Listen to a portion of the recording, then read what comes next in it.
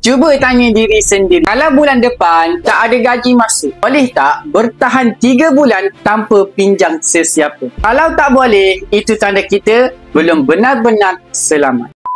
Jangan lupa follow dan save video ni untuk rujukan akan datang. Ramai kerja kuat, tapi hakikatnya cuma kerja untuk hidup bulan ini.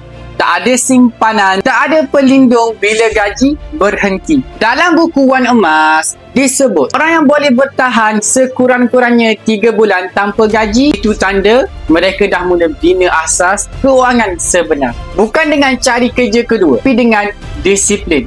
Setiap kali gaji masuk, asingkan sedikit dan tukarkan kepada emas. Sebab emas bukan sekadar simpanan, ia pelindung bila duit tak lagi mengalir. Bila ada emas, kita ada tenang, bukan panik. Mentor saya selalu pesan, ingat, kebebasan bukan bila gaji besar, tapi bila hidup tak bergantung pada gaji. Bolehkan simpan hari ini supaya bila masa sukar datang, kita masih boleh duduk tenang dan tersenyum. Okey, baik tuan-tuan yang mana berminat untuk simpan emas di Public Gold, boleh saja di link di bio saya akan bantu anda sebaik mungkin. Ingat, berkuasa yang santai, tapi sampai jumpa anda di next video.